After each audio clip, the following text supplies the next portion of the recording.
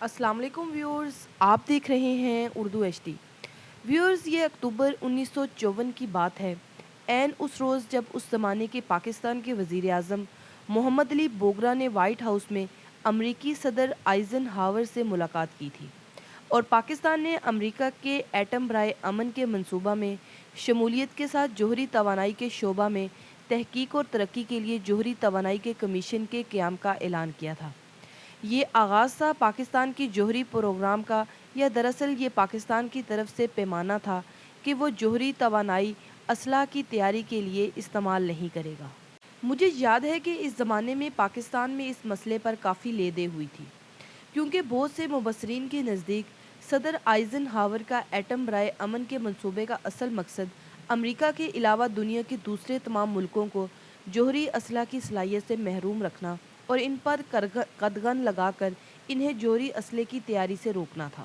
پاکستان کی طرف سے آئزن ہاور کے اس منصوبے کو تسلیم کرنے پر پاکستان میں بہت سے لوگوں کا ماتھا ٹنکا تھا، کیونکہ یہ آغاز تھا پاکستان کی طرف سے امریکہ کے قدموں میں خود سپردگی کا۔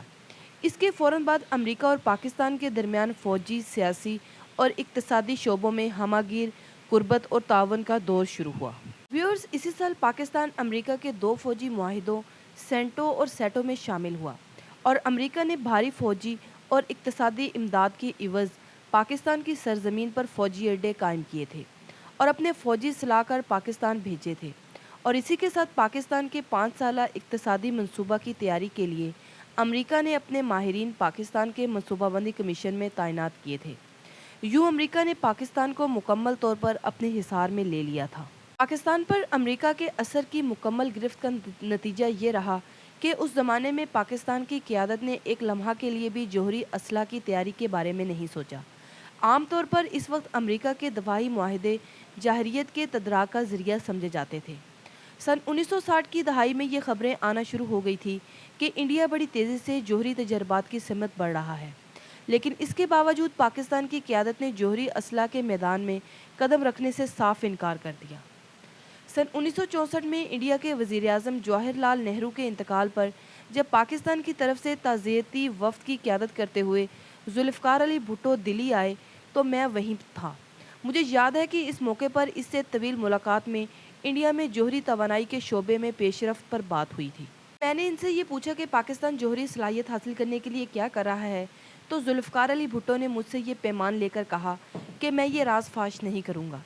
انکشاف کیا تھا کہ سن 1963 میں انہوں نے کابینہ میں یہ تجویز پیش کی تھی کہ پاکستان کو جوہری اسلحے کی تیاری کے لیے پروگرام شروع کرنا چاہیے، لیکن صدر ایوب خان اور ان کے امریکہ نواز وزیر خزانہ محمد شعیب اور دوسرے وزیروں نے ان کو یہ تجویز یکسر مسترد کر دی اور واضح فیصلہ کیا کہ پاکستان جوہری اسلحہ کرنے کی صلاحیت حاصل نہیں کرے گا۔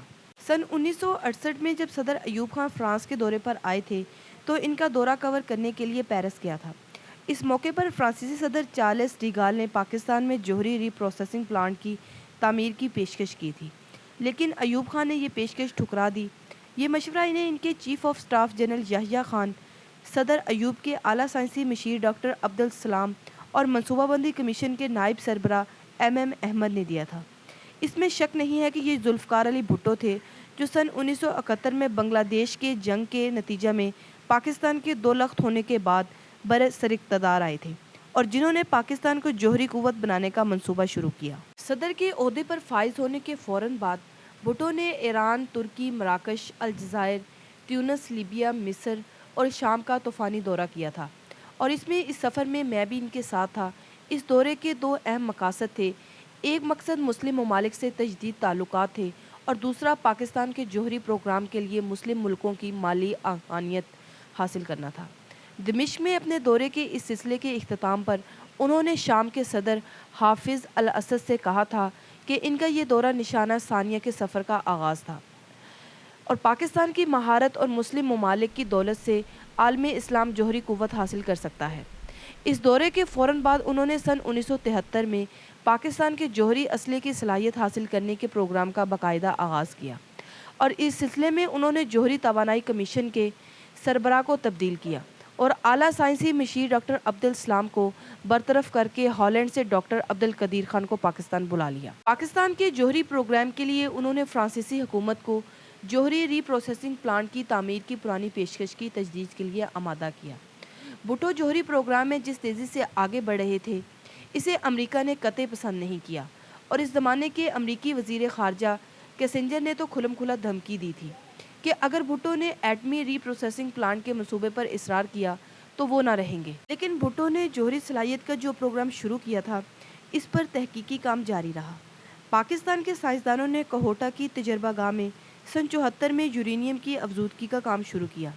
ان کی محنت سن 1978 میں رنگ لائی اور سن 1982 تک وہ 90% افزودگی کے قابل ہو گئے۔ ڈاکٹر عبدالقدیر خان کے مطابق پاکستان کے جوہری سائنسدانوں نے سن 1984 میں جوہری بم تیار کرنے کی صلاحیت حاصل کر لی تھی، اور انہوں نے جنرل ضیاء الحق سے کہا تھا کہ وہ کھلم کھلا پاکستان کی طرف سے جوہری بم کی تیاری کے عزم کا اعلان کریں، لیکن ان کے امریکی نواز وزیر خارجہ اور دوسرے وزیروں نے سخت مخالفت کی۔ آخر کار مئی سن 1998 میں جب انڈیا نے جوہری تجربات کیے تو پاکستان کے لیے کوئی چارہ کار نہیں رہا کہ وہ بھی جوہری تجربات کرے، اور یوں پاکستان بھی جوہری طاقتوں کی صف میں شامل ہو گیا۔ ویورز، آج کی ویڈیو بس یہیں تک تھی۔ امید ہے آپ کو ہماری آج کی ویڈیو پسند آئی ہوگی۔ ویڈیو کو لائک اور شیئر کریں اور چینل کو سبسکرائب کریں۔ اپنی رائے کا اظہار کامنٹ سیکشن میں کرتے رہیں۔ Thank you for watching this video. اللہ حافظ۔